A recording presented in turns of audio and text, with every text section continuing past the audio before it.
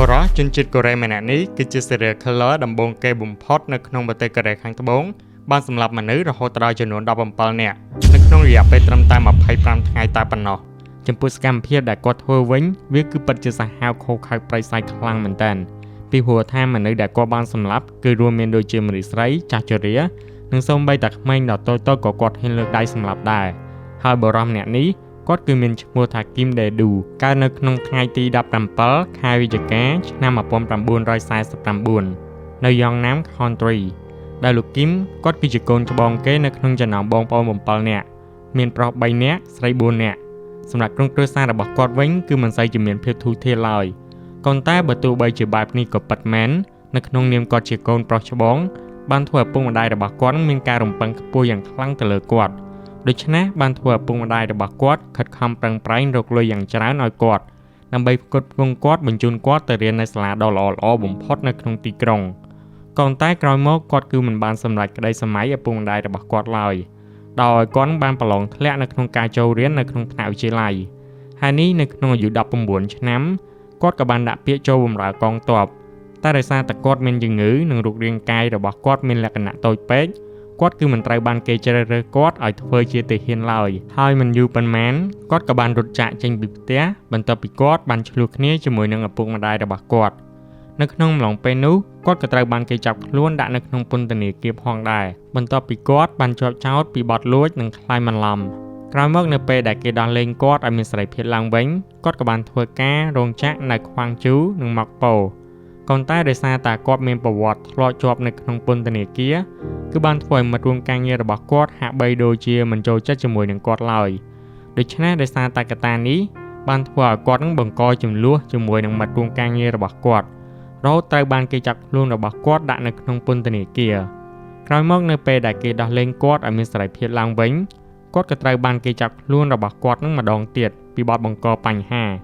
ហើយបន្ទាប់ពីគាត់បានចាកចេញពីពន្ធនាគារ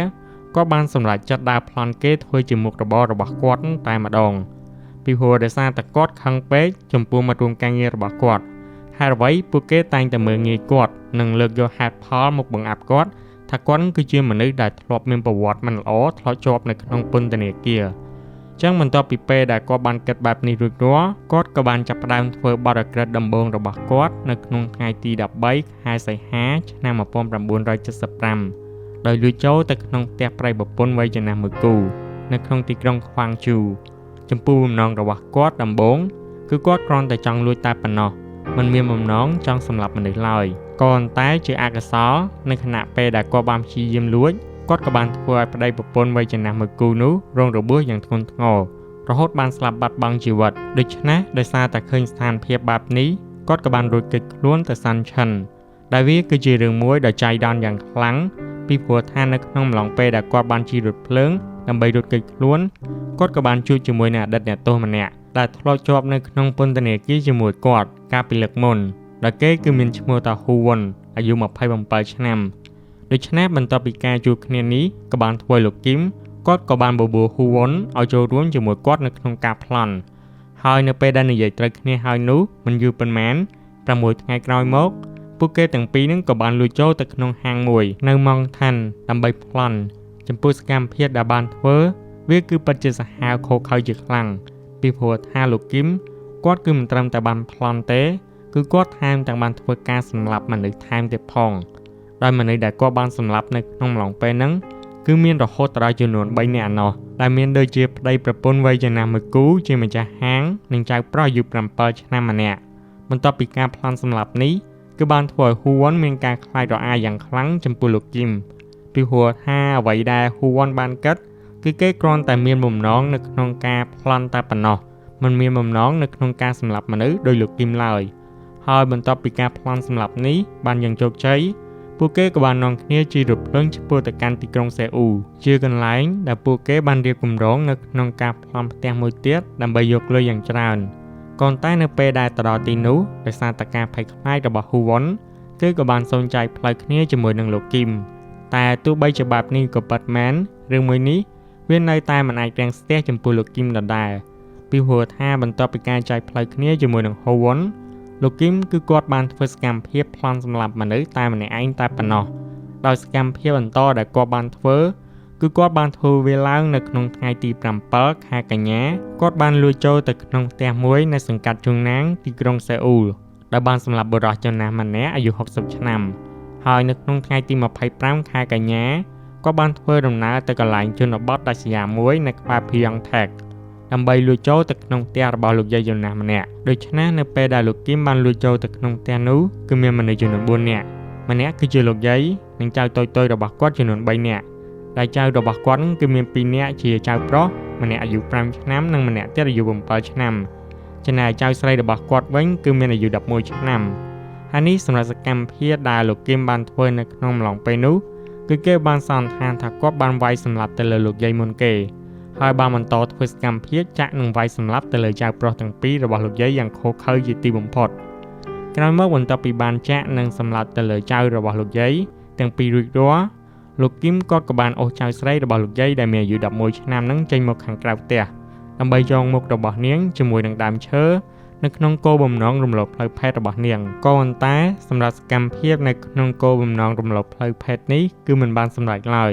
ដោយសារតែក្មេងស្រីនោះបានស្លាប់បាត់បង់ជីវិតបន្ទាប់ពីថប់ដង្ហើមខ្លាំងពេកក្រោយមកទៀតគឺត្រឹមតែរយៈពេល2ថ្ងៃតែប៉ុណ្ណោះនៅក្នុងថ្ងៃទី27 ខែកញ្ញាលោកគីមក៏បានធ្វើសកម្មភាពលួចចូលទៅក្នុងផ្ទះមួយទៀតនៅហ្គូរីដើម្បីសម្លាប់ប្តីប្រពន្ធវ័យក្មេងមួយគូនិងកូនរបស់គេដែលមានអាយុទៅតែ3ខែតែប៉ុណ្ណោះហើយបន្ទាប់ពីគាត់បានធ្វើសកម្មភាពនោះមិនយូរប៉ុន្មាននៅក្នុងរយៈពេល3ថ្ងៃតែប៉ុណ្ណោះគាត់ក៏បានចូលទៅក្នុងផ្ទះមួយទៀតនៅក្នុងទីក្រុងហ្គានផូហើយធ្វើការរំលោភសម្លាប់ទៅលើស្ត្រីម្នាក់និងកូនរបស់នាងដែលមានអាយុទៅតែ3ខែយ៉ាងព្រៃផ្សៃរហូតដល់ពួកគេបានស្លាប់បាត់បង់ជីវិតដូច្នេះបន្ទាប់ពីការសម្លាប់ពួកគេនៅក្នុងថ្ងៃទី2 ខែតុលាលោកគីមក៏បានបន្តស្វែងរកជនរងគ្រោះរបស់គាត់បន្តទៀតដើម្បីធ្វើការសម្លាប់ហើយនៅក្នុងថ្ងៃនោះគាត់ក៏បានធ្វើការសម្លាប់ទៅលើគូស្នេហ៍វ័យក្មេងមួយគូនៅក្នុងទីក្រុងស៊ូវុនបន្ទាប់ពីការសម្លាប់ពួកគេទាំងពីរនាក់នៅថ្ងៃបន្ទាប់គាត់ក៏បានប៉ុនប៉ងសម្លាប់ទៅលើអ្នកបម្រើម្នាក់នៅទីលានវេកុនហ្គោនៅក្នុងទីក្រុងស៊ូវុនហើយជាសំណាងល្អជនរងគ្រោះដែលគាត់ប៉ុនប៉ងនៅក្នុងការសម្លាប់នោះក៏បានរួចខ្លួនដូច្នេះក៏បានធ្វើលោកគីមក៏បានភៀសខ្លួនត្រឡប់ទៅទីក្រុងសេអ៊ូលវិញជាកន្លែងដែលគាត់បានព្យាយាមហៅអ្នកទោសម្នាក់ទៀតដែលគាត់បានស្គាល់ឲ្យមកចូលរួមនៅក្នុងការប្លន់សម្លាប់មនុស្សជាមួយគាត់ក៏តែអ្វីដែលបានធ្វើឲ្យគាត់សោកស្ដាយបុគ្គលម្នាក់ហ្នឹងគឺមិនបានជួយគាត់ឡើយគេបែរជាបានព្យាយាមលួចរបស់របររបស់លោកគីមទៅវិញជាហេតុបានធ្វើគាត់នឹងខឹងខ្លាំងមែនតើគាត់ក៏បានព្យាយាមចាប់បុគ្គលម្នាក់ហ្នឹងហើយធ្វើការសម្លាប់ទៅលើគេហើយនេះបន្ទាប់ពីគាត់បានសម្លាប់គេរួចរាល់គាត់ក៏បានចាប់ដោះខោកាបយរបស់បុគ្គលម្នាក់ហ្នឹងយកមកទុកធ្វើជាអនុស្សាវរីយ៍ហើយចំពោះទង្វើដ៏ចម្លែកបែបនេះគាត់គឺមិនមែនទៅតែធ្វើវាម្ដងនឹងទេពីព្រោះថាជនរងគ្រោះដែលគាត់បានសម្លាប់ការពីកន្លងមកគាត់គឺសត្វសឹងតែបានយករបស់ណាមួយពីខ្លួនរបស់ជនរងគ្រោះដែលគាត់បានសម្លាប់ជានិច្ចយកមកធ្វើជាអនុស្សាវរីយ៍ហើយរបស់ដែលគាត់បានយកមកពីជនរងគ្រោះការពីកន្លងមកប្រហែលសត្វសឹងតែជារបស់តូចៗដូច្នេះទៅបានជាធ្វើឲ្យគាត់នឹងមិនត្រូវបានប៉ូលីសសង្ស័យនឹងចាប់ខ្លួនរបស់គាត់ក៏ប៉ុន្តែសម្រាប់លើកនេះវិញប្រហែលដោយសារតែបុគ្គលដែលបានលួចរបស់គាត់នឹងអត់មានរបស់មានតម្លៃជាប់ខ្លួនទៅបានជាធ្វើឲ្យលោកគីមគាត់ដកខោកាបយរបស់បុរសម្នាក់ហ្នឹងយកមកទុកធ្វើជាអនុស្សាវរីយ៍ហើយខោកាបយនេះជាហេតុបានធ្វើឲ្យប៉ូលីសចាប់ខ្លួនរបស់គាត់ពីព្រោះថាបន្ទាប់ពីគាត់បានដកខោកាបយពីជនរងគ្រោះគាត់បែរទៅជាបានយកខោកាបយនោះទៅកន្លែងបោកគក់ឲ្យគេបោកខោកាបយរបស់គាត់ទៅវិញទាំងដែលខោកាបយហ្នឹងគឺមានប្រឡាក់ឈាមយ៉ាងច្រើនដូច្នេះបានធ្វើម្ចាស់ហាងកន្លែងបោកគក់ដែលមានឈ្មោះតាហាអាយុ26ឆ្នាំគឺគាត់មានការសង្ស័យក៏បានសួរទៅកាន់លោកគីមថានោះគឺជាឈាមអ្វីនៅពេលដែលលោកគីមបានឮបែបនេះគាត់ក៏បានយល់ដែរហើយក៏ហៅទៅកាន់ម្ចាស់ហាងបោកសម្លៀកបំពាក់នោះថាវាគឺគ្រាន់តែជាឈាមរបស់គាត់តែប៉ុណ្ណោះដែលបានវាយគ្នាជាមួយនឹងមិត្តភ័ក្តិរបស់គាត់បន្ទាប់ពីឆ្លោះបាកាយគ្នាហើយនៅពេលដែលលោកគីមក៏បានប្រាប់រួចរាល់គាត់ក៏បានដើរត្រឡប់ទៅកាន់ផ្ទះរបស់គាត់វិញក៏តែសម្រាប់ម្ចាស់ហាងគាត់គឺនៅតែមានចង្អុលដដែល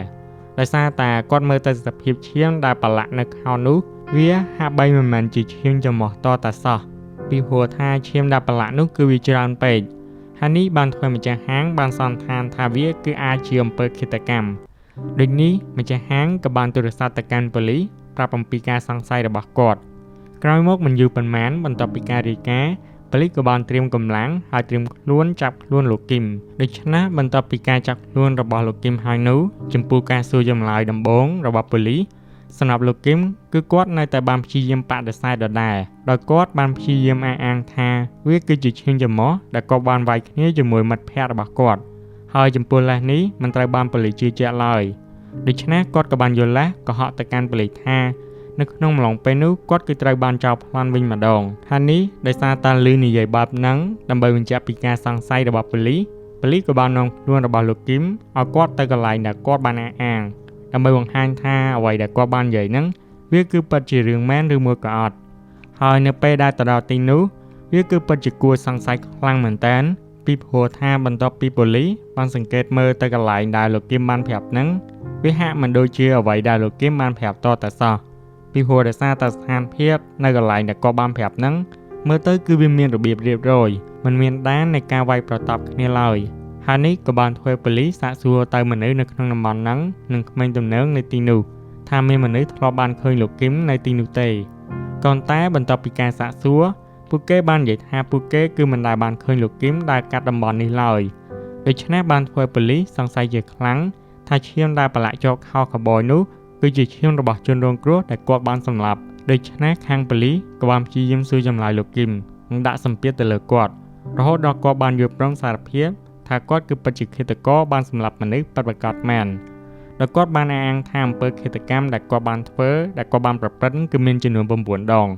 ហើយនៅក្នុង9ដងដែលគាត់បានប្រព្រឹត្តហ្នឹងគឺមានអ្នកស្លាប់បាត់បង់ជីវិតរហូតដល់ចំនួន17នាក់ឯណោះដែលគាត់បានធ្វើសកម្មភាពសម្លាប់នៅក្នុងរយៈពេលជិត2ខែហើយនេះបើគិតទៅមនុស្សដែលគាត់បានសម្លាប់ហ្នឹងគឺច្រើនខ្លាំងមែនតើហើយមូលហេតុដែលបានធ្វើឲ្យគាត់លាក់ខ្លួនពីប៉ូលីសនិងសម្លាប់មនុស្សបានយ៉ាងច្រើនពីព្រោះដោយសារតែការស៊ើបអង្កេតនៅក្នុងអំឡុងពេលនោះមិនមានភាពជឿនលឿនដោយសពថ្ងៃនេះឡើយចំណែកជនរងគ្រោះភាគច្រើនដែលលោកគឹមបានសម្លាប់ភាគច្រើនគឺសុទ្ធសឹងតែជាមនុស្សស្រីចាស់និងក្មេងតែប៉ុណ្ណោះដូច្នេះបានធ្វើឲ្យគាត់នឹងងាយស្រួលនៅក្នុងការសម្លាប់បែបនេះហើយនៅក្នុងការសារភាពរបស់លោកគឹមគាត់ក៏បានប្រាប់អំពីឈ្មោះរបស់ហ៊ូវ៉ុនដែលធ្លាប់បានធ្វើសកម្មភាពប្លន់ជាមួយនឹងគាត់ផងដែរអញ្ចឹងបន្ទាប់ពីការសារភាពរបស់គាត់ហ៊ូវ៉ុនក៏ត្រូវបានប៉ូលីសចាប់ខ្លួនដាក់នៅក្នុងពន្ធនាគារដូចគ្នាដូច្នេះបន្ទាប់ពីតុលាការបានកំណត់ថាលោកគឹមនិងហ៊ូវ៉ុនគឺជាឃាតករពួកគេទាំងពីរនាក់ក៏ត្រូវបានតុលាការកាត់ទោសប្រហារជីវិតក៏ប៉ុន្តែក្រោយមកបន្ទាប់ពីការស៊ើបអង្កេតគេក៏បានដឹងថានៅក្នុងករណីដែលហ៊ូវ៉ុនបានធ្វើសកម្មភាពប្លន់ជាមួយលោកគឹមហ៊ូវ៉ុនគឺគាត់គ្រាន់តែចង់ប្លន់តែប៉ុណ្ណោះមិនមានបំណងនៅក្នុងការសម្លាប់មនុស្សឡើយហើយនេះគឺគាត់គ្រាន់តែត្រូវបានលោកគឹមបង្ខិតបង្ខំឲ្យចូលរួមធ្វើសកម្មភាពជាមួយដូច្នេះតុលាការក៏បានធ្វើការកាត់ទោសជាលើកទី2ដែលបានសម្រាលទោសរបស់ហ៊ូវ៉ុនពីការកាត់ទោសប្រហារជីវិតឲ្យមកនៅថែមដាក់ទោសឲ្យជាប់ពន្ធនាគារអស់មួយជីវិតជំនួសវិញហើយសម្រាប់លោកគឹមវិញគាត់គឺនៅតែត្រូវបានកាត់ទោសប្រហារជីវិតដដែល